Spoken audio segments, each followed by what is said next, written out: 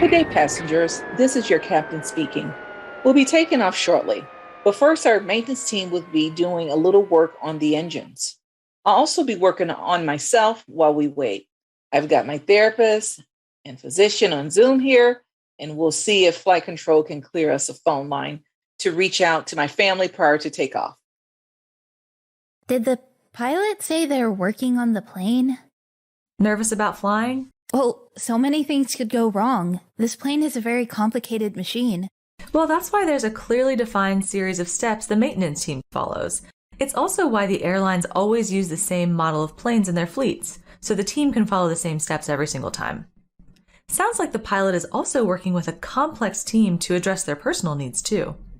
That sounds pretty easy compared to maintaining a plane.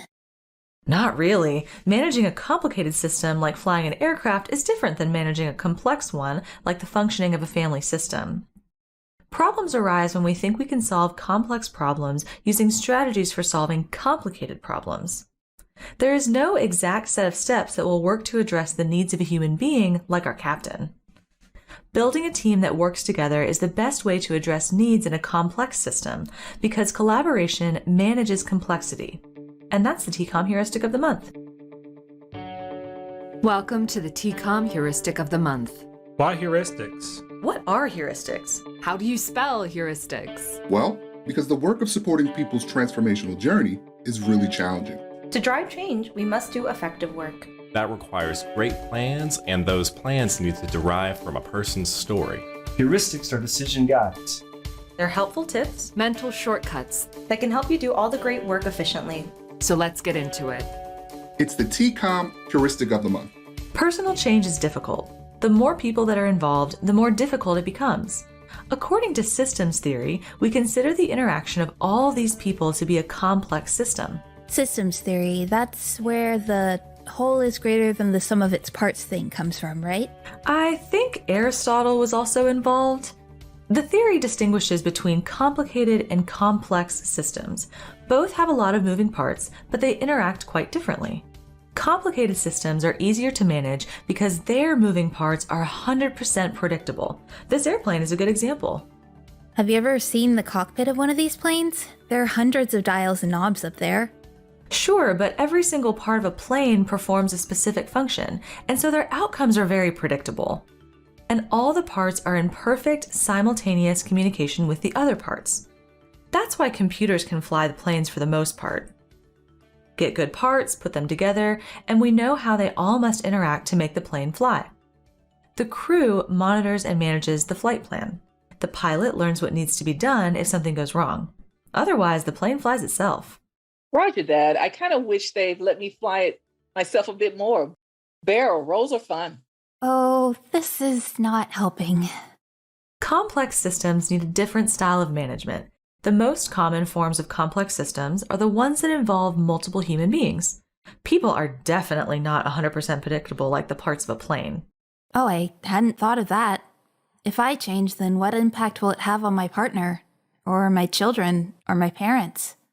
That must make managing programs and systems that are focused on personal change very difficult. It does. There are only 2 strategies that have been identified to work effectively for managing complex human systems: hierarchical and collaborative. Hierarchical systems always have a top-down structure, a surgical suite where the surgeon's in charge, or the military, or this plane actually.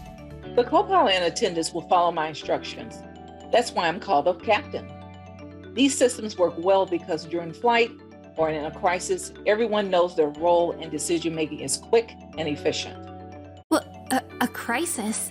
Oh no, is there going to be a crisis? It's okay. It's just an example.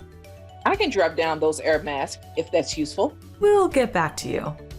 Hierarchical systems only work if there is a single line of authority. In an airplane that's possible, but hierarchical systems aren't actually very common out in the world. Makes me think about my kids. They have teachers, tutors, therapists. They have family, of course, medical providers and sports coaches. There isn't really a clear hierarchy there, just a lot of people with different roles, responsibilities, and agendas. In most helping fields, it's pretty common that there isn't a single line of authority. That leaves only one strategy: collaboration. Oh, and my son wants to take flying lessons. Oh, flying. Oh, I'm gonna barf. Please don't mess up the upholstery. The only way we can make sustainable changes in complex helping systems is by bringing everyone into the brainstorming process. That's the C in TCOM, collaboration. Each of those helpers applies their knowledge alongside the others and works together to achieve the shared vision of the people they serve. Collaboration creates the opportunity for consensus. It is complex, but it's not impossible. Collaboration manages complexity. That's the TCOM Heuristic of the month.